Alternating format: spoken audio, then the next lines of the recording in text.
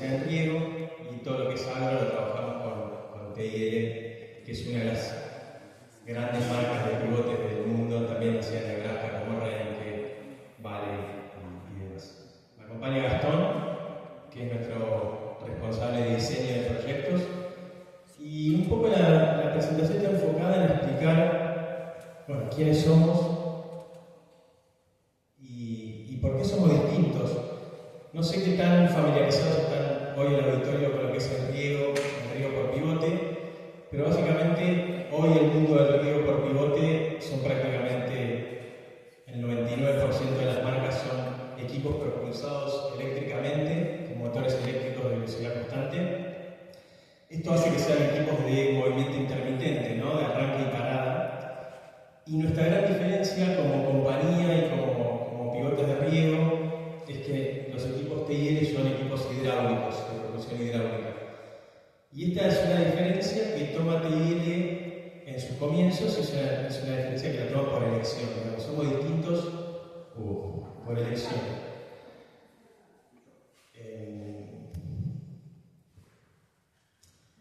Bueno, sigo con la presentación. Si se aparece en algún momento la...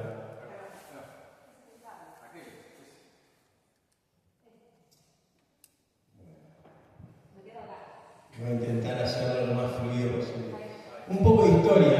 Bueno, en 1947 se inventa el primer pivote de río agrícola de la historia, lo inventa un agricultor de Nebraska. Y básicamente esto se origina porque él ve como con un tractor un par de agricultores estaban moviendo unas tuberías con aspersores por el campo, ¿no? Entonces lo primero que se le ocurrió es, debería haber una manera de que esto se pueda hacer de manera autopropulsada, que no necesite estar nosotros mismos moviendo estas tuberías para poder hacer el riego. Es cuando patenta la primera patente, valga la redundancia, de lo que es riego por pivote, y estos eran equipos que eran propulsados por la misma presión del agua. La misma presión del agua que utilizaban los aspersores para regar era lo que hacía girar el pivote. En 1952 patenta esta patente, en 1973 la vende a Vale, y es Vale la primera compañía de Nebraska que empieza a comercializar pivotes de riego propulsados por agua presurizada.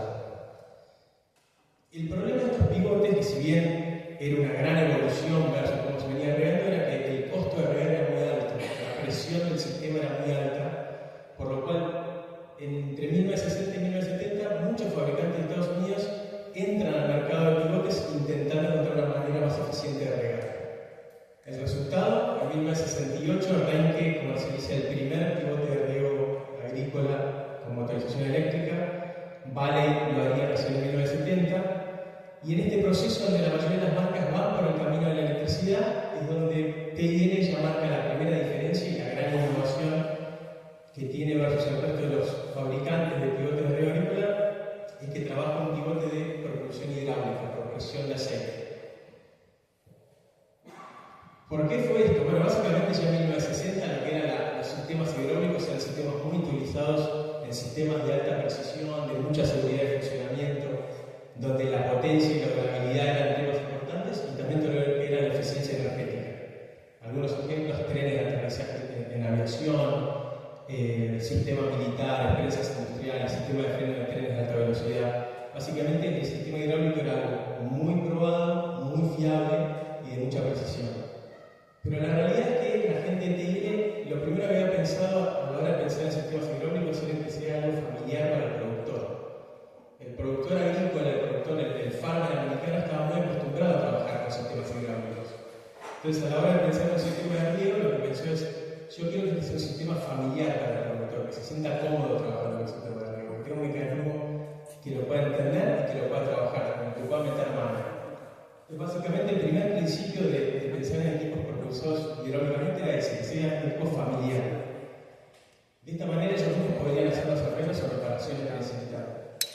Y el segundo punto que me da para TIL era el tema de la seguridad. El tener equipos de propulsión hidráulica hacía que los equipos de TIL no necesitaran de cables, no necesitaban de alto voltaje a lo largo del circuito o del sistema, y a todas costas se trataba de separar el agua de la electricidad. No solo porque los de TIL no querían que los productores tuviesen problemas, sino que ellos no querían tener tampoco problemas con productores accidentados. Entonces la realidad que tiene origen, de alguna manera, también cuidando su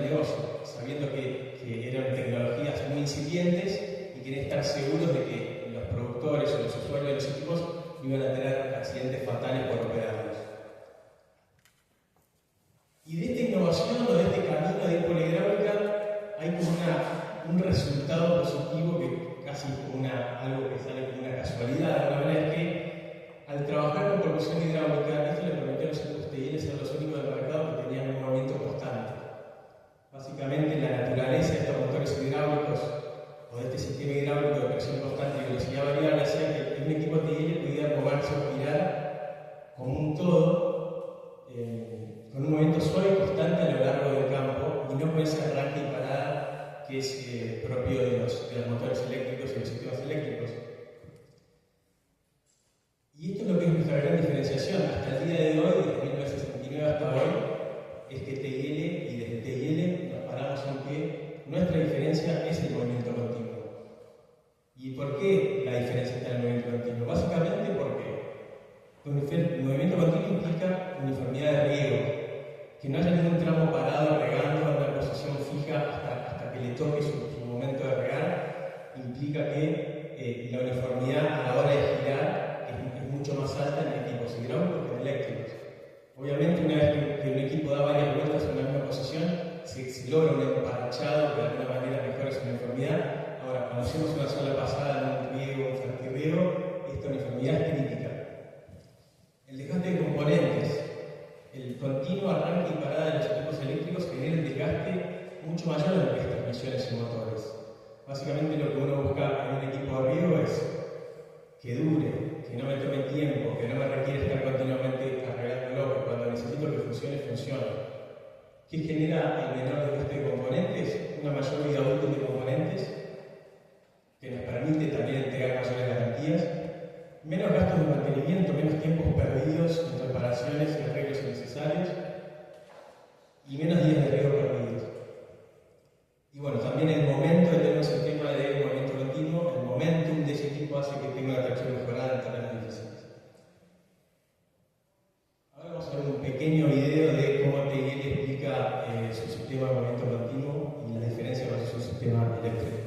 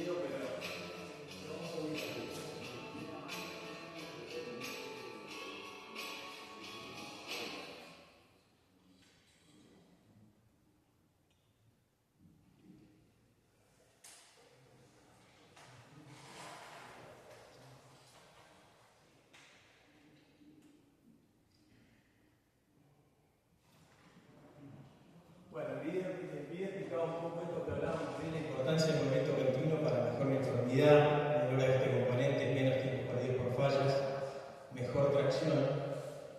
Y muchas veces nos encontramos con esto, ¿no? ¿Por qué de TIL, después de 56 años, seguimos hablando del movimiento continuo? Y seguimos hablando del movimiento continuo porque somos los únicos que podemos hacerlo. Hoy, inherente a su principio de funcionamiento, son los únicos equipos que pueden hacer este movimiento constante y suave sin generar este desgaste en transmisiones y la baja uniformidad por el sistema de arranque parada. Por eso es que como compañía tomamos la decisión de seguir hablando del movimiento continuo como nuestro gran diferencial a la hora de comercializar pilotos de riego. Bueno, acá estamos en una universidad, entonces me pareció también interesante explicar el principio de funcionamiento de estos equipos. ¿Cómo hacemos que estos equipos puedan regar con movimiento continuo y esa mayor uniformidad? Básicamente lo hacemos simple. Una de las grandes palabras o conceptos que manejamos en TIL es esto de hacer las cosas simples.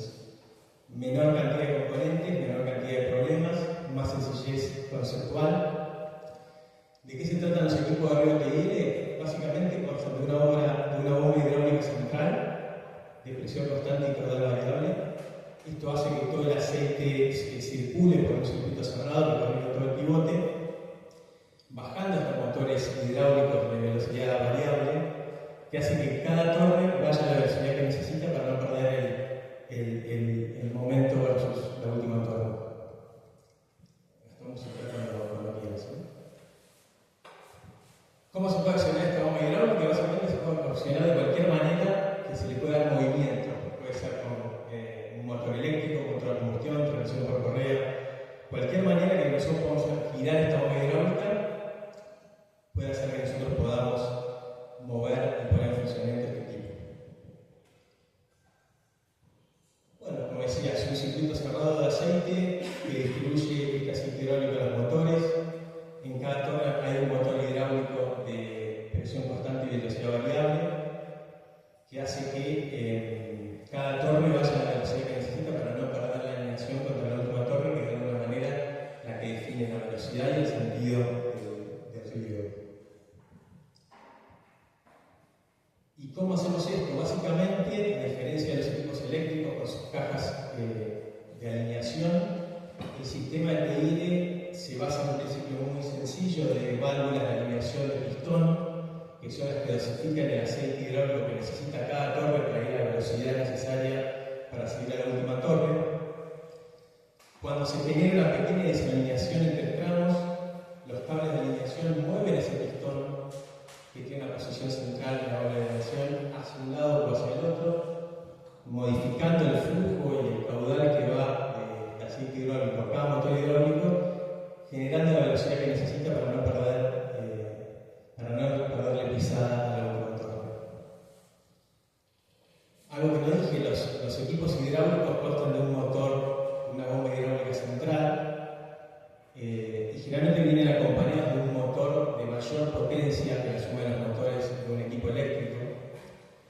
Esto básicamente es para tener una potencia adicional cuando alguna torre se desalinea a niveles peligrosos y ya no puede salir de esa situación de atascamiento. Todo el sistema es de alguna manera solidario y lleva toda esa potencia reservada, toda esa potencia extra que encuentran los equipos de PIL para salir de esa situación y evitar, digamos, que el equipo colapse, ¿no? Si el equipo no puede salir de esa situación de desalineación, lo que hace es que ese pistón se cierra del todo, generando un bypass en lo que es el circuito eléctrico, el circuito hidráulico. El equipo reconoce la baja de presión del sistema y se apaga automáticamente, evitando cualquier riesgo en el equipo. Digamos, todo lo que tiene que ver con el movimiento y los controles de seguridad de los PIL es mecánico, digamos, no dependemos de interruptores, de caja de alineación, todo es mecánico, todo tiene un razonamiento conceptual que cualquier productor agrícola puede entender y que cualquier productor también puede reparar. Y esto es una gran diferencia que nos posiciona a nosotros como compañía. ¿Cómo se maneja o quién es el que guía este equipo? Básicamente es un comando manual de velocidad y dirección, básicamente en la última torre. Lo que define es la cantidad de flujo que corre a través del circuito, definiendo la velocidad y el sentido. Y básicamente son sistemas que se les puede agregar todas las tecnologías nuevas de control y monitoreo, pero que básicamente si uno quiere ir a lo más básico, a lo más simple, a lo menos complejo, son equipos que se pueden manejar directamente con un comando manual de velocidad en la última torre, que es lo que ha definido el sentido y la velocidad del sistema a partir de la cantidad de flujo que corre por el circuito hidráulico, dependiendo de la velocidad a la que queramos regar. Lo que decía de lo que es control y monitoreo, básicamente un equipo TIL puede estar comandado por un solo comando manual o incorporar todo lo que son las tecnologías tanto de control y monitoreo actuales, y mismo lo puede hacer manteniendo su espíritu de ser un equipo 100% libre de cables. Ahora voy a pasar el micrófono a Gastón para que cuente un poco más acerca de las otras diferencias estructurales que tienen estos equipos versus el resto del mercado.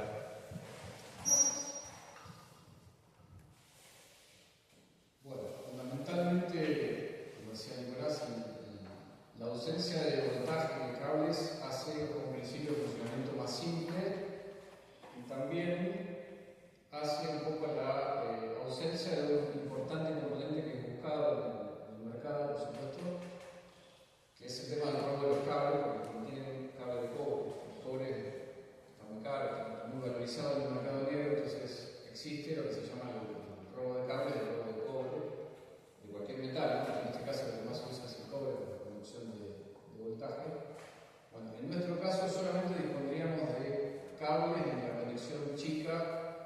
entre el motor y el tablero en el caso de la torre central. Pero no disponemos de un cable que ese que ven ahí en la imagen, es un cable de señal que sale de arriba del lomo del equipo y conduce hacia la última torre para detectar, en caso de tener un control electrónico, detectar en dos torres, las dos últimas, la velocidad a la cual se está moviendo el equipo y de esa manera transmitir eso en el movimiento del sistema y poder canalizarlo a un panel central, y ese panel central a su vez se puede conectar por vía GPS o cualquier otro sistema de comunicación hacia una computadora o un celular.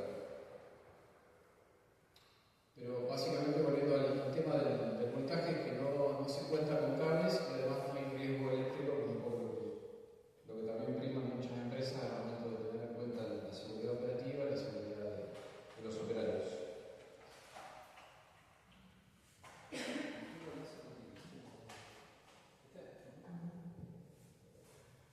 Bueno, otra cosa que se jacta TN, por supuesto, es que es orgulloso de ser hecho en Estados Unidos. Han tenido una feria ahí en Estados Unidos, han representado a la marca en una feria de todos los estados que fabrican maquinaria, y han representado a Nebraska en una exposición que se hizo en Estados Unidos, así que por eso muestran mucho esta imagen de orgullo.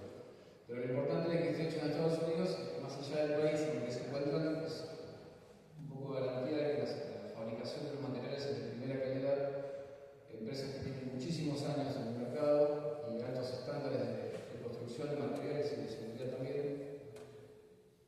Y la verdad es que hay equipos funcionando desde los años 80 o 90, fabricados en esos años, que han tenido refacciones mínimas o cambios de materiales que se van gastando con las décadas. Pero la verdad que los equipos funcionando, por ejemplo en Argentina, hay equipos funcionando que están fabricados en los años 80 y han sido con muy poca atención, inclusive de parte nuestra, hemos sabido de muy pocas reparaciones que se han hecho y que duran muchísimo tiempo. Tenemos clientes que han comprado equipos a los cuales tenemos contacto fluido con ellos, pero no siempre a cambio de piezas o necesidad de mantenimiento frecuente, que sí sabemos que sucede con otros sistemas, así que podemos confiar en los equipos de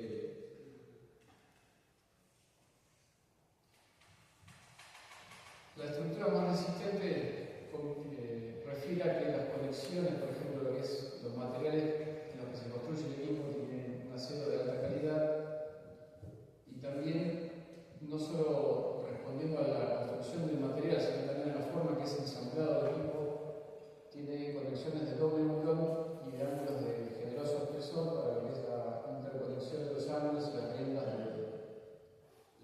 unión en estos puntos.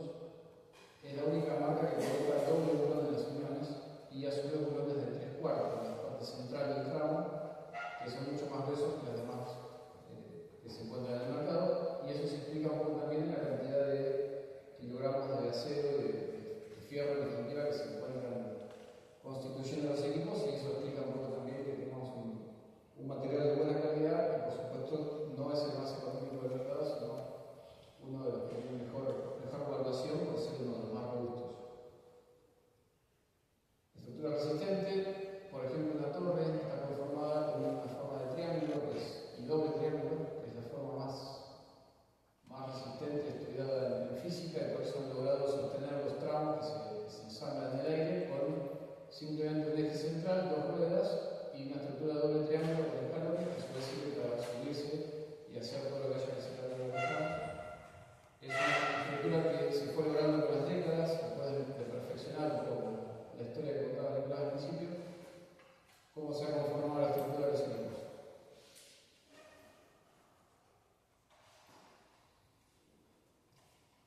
Obviamente, para mantener una tubería continua, pero que no puede ser totalmente rígida, porque si no tuviera ningún tipo de flexibilidad en el terreno, ni presión, ni pendientes importantes, ni apatinamientos, es necesario hacer una estructura flexible de cada uno de tramo.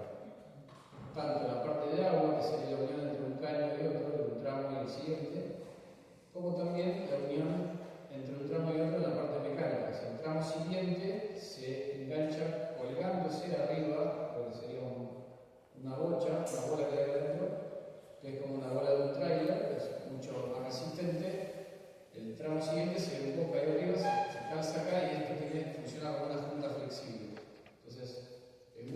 importante esto porque hace que cualquier movimiento horizontal y vertical en pendiente se pueda absorber fácilmente hasta pendientes de 10 o 15% sin ningún problema, dependiendo del largo de los tramos, pero por lo general ya son pendientes que son casi inexistentes en lotes que se cultivan con frecuencia, con lo cual esto excede cualquier necesidad de movimiento en los lotes.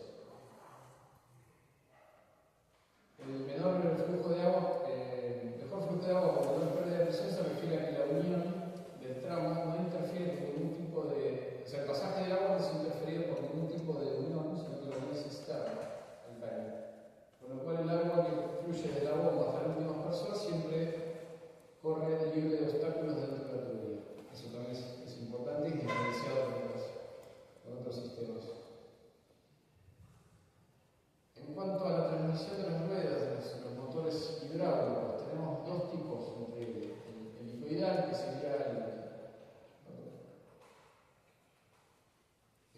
sería el tipo estándar, especialmente en equipos fijos, porque son equipos que se van a trasladar nunca, se tienen un eje rígido en las puntas. Este motor hidráulico transmite la propulsión girando con un eje interno al eje de la torre, una transmisión interna al interior, y hace que las ruedas giren con un solo motor hidráulico. Esto es lo más simple que hay en el mercado y se parece mucho a las eléctricas, pero con la ventaja que también no tenemos componentes externos expuestos al ambiente, ni animales, ni las plantas. Tenemos movimiento continuo, porque seguimos hablando de un sistema hidráulico, y no tenemos necesidad de arrancar y parar como los otros sistemas que terminan condensando agua, teniendo temas de funcionamiento en las transmisiones por las arrancadas y paradas frecuentes del sistema. Y después existe un sistema único de componentes de transmisión que lo patentó el TTL, lo toma de otros sistemas que también existen, por supuesto, en sistemas hidrostáticos, que es las planetarias. ¿En qué se trata la planetaria? Consiste en una transmisión que es directa. O sea, el motor hidráulico de la torre ya no está transversal al eje, sino que está transversal a la reductora que está acá atrás. Entonces, cada rueda tiene un motor hidráulico y una transmisión reductora directa. O sea, cada rueda tiene una transmisión independiente como si fuera un 4x4. De nuevo, no hay partes expuestas y en este caso es más eficiente y mayor durabilidad. ¿Por qué? Por el hecho de que cada rueda trabaja mucho más alivianada en el torque que necesita hacer, y a su vez las planetarias tienen de por sí, por su principio de funcionamiento con acople directo a los engranajes, tienen mayor torque, con lo cual es muy superior a las propias helicoidales de TL, también superior a las helicoidales de cualquier marca. Es un producto de lo más sobresaliente que tiene la marca y que existe en otros sistemas, pero no en pivotes. La única marca que tiene este tipo de transmisiones es lo importante de esto es que son las que permiten hacer un sistema de traslado. Los equipos transportables de PL sí o sí van con planetarias y son, digamos, los equipos transportables sí o sí van con planetarias, no van con transmisiones helicoidales, con lo cual permite mayor flexibilidad y tener más posibilidades de movimiento. Inclusive puede pasar que alguna transmisión que tenga algún problema pueda ser suplido momentáneamente por otra, o sea, tiene mayores prestaciones que una helicoidal. Sistema de traslado, siguiendo con el punto anterior, verán aquí que la torre se levantó con un crique, un gato que tiene un pistón que es accionado con una palanca, y esto permite levantar la torre y girar las ruedas para mover el pivote ya no en posición de riego, sino transportarlo a otro lote. Entonces, de esa manera, utilizar el mismo tipo de riego y más de un lote. Bueno, con los gatos hidráulicos exclusivos de TL, esto es mucho más simple, mucho más fácil, se hace en pocos minutos. Un mismo operario puede agarrar un tractor, enganchar el equipo, ir con el sistema hidráulico prendido y levantando las torres, quitando las ruedas, bajarlas, desacoplarlas y puede transportar el equipo en pocos minutos.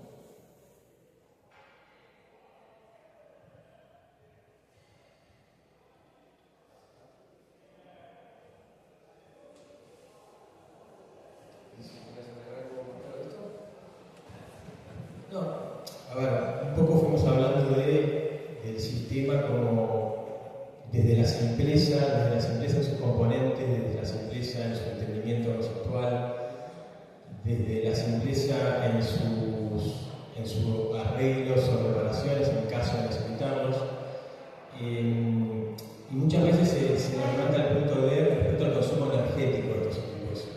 Básicamente porque uno, lo que decía en un principio, al ver un equipo, uno puede encontrar un equipo TL con un motor de 15 o de 20 HP, dependiendo del tamaño del equipo, de la velocidad máxima a la que se quiera regar, y uno generalmente en un equipo eléctrico encuentra motores de 3/4 HP por torre, y haciendo la matemática rápida, uno tiende a creer que estos equipos son un consumo energético mucho mayor que lo que puede ser un equipo eléctrico. Básicamente, la potencia máxima del motor de un equipo hidráulico se va a estar utilizando cuando ese equipo esté funcionando a la máxima velocidad o cuando esté en una situación de atascamiento. En casos de riego eficiente o riego normal, digamos, esto es regar a la mínima velocidad que la capacidad de infiltración del suelo nos lo permita, el consumo energético de un equipo hidráulico es muy similar al consumo energético de un equipo eléctrico. Ahí, por ejemplo, estamos viendo un ejemplo de un equipo de 7 torres girando a 16 horas, 24 horas, 36 horas y 48 horas. Un equipo regando a una velocidad lenta es un equipo que está consumiendo entre 4 y 3 HP de potencia. Pero lo interesante de este motor de alta potencia con el que generalmente trabajan los equipos hidráulicos cuando no hay un tipo de fuerza o se utiliza un motor eléctrico, es que toda esa potencia de reserva cuando el equipo la necesite está disponible. Esto puede ser, como decíamos, en una situación de atascamiento o en una situación de necesidad de riego a alta velocidad. En una situación de atascamiento, estos equipos son los únicos que pueden concentrar toda la potencia extra reservada en una sola torre para ayudarla a salir de esa situación.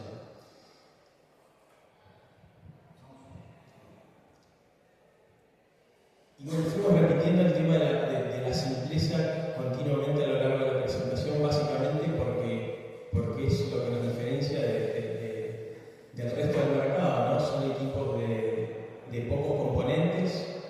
Cuanto menos componentes y menos puntos críticos de problemas tiene un sistema, más seguridad de funcionamiento tiene, menos puntos críticos de reparación y mantenimiento.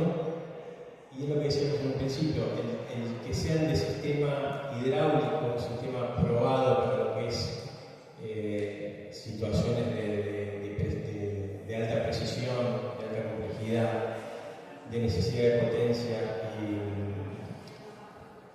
fiabilidad de funcionamiento, hace que estos equipos sean equipos muy elegidos en zonas de poco acceso a mano de obra calificada. Estos equipos son equipos donde en la mayoría de los casos son operados y mantenidos directamente por los usuarios, con baja necesidad de requerir de un técnico especializado para reparaciones y mantenimientos, de muy bajo costo de mantenimiento. Hay estudios en los que muestran que son equipos que a partir de los 5 años el costo de mantener un equipo hidráulico versus mantener un equipo eléctrico ronda el 25%, por lo cual si uno hace las matemáticas se estira la vida útil de un equipo de riego a los 25 o 30 años, que es algo muy normal. Esa diferencia de costo de mantenimiento se empieza a sentir a lo largo de los años. Y principalmente esta autonomía, ¿no? La autonomía de saber que cuando uno está en medio del verano y necesita regar y empiezan a saltar los problemas y el distribuidor que en invierno estaba 100% disponible y en verano ya no me atiende tan rápido el teléfono, o ya no viene al día siguiente a repararme cualquier problema que pueda tener con el equipo, la seguridad de saber de que el equipo tiene menos posibilidades de falla y en caso que las tenga, esas fallas son mucho más fáciles de resolver in situ con el personal que tenemos en el campo, hace que estos equipos sean equipos de una gran fiabilidad de funcionamiento, ¿no? Por eso cuando hablamos en un principio o en el primer chat decíamos esto de distintos por elección. Muchas veces nos preguntan por qué TIL sigue apostando a la hidráulica, y básicamente porque creemos que la hidráulica en lo que es riego es el sistema más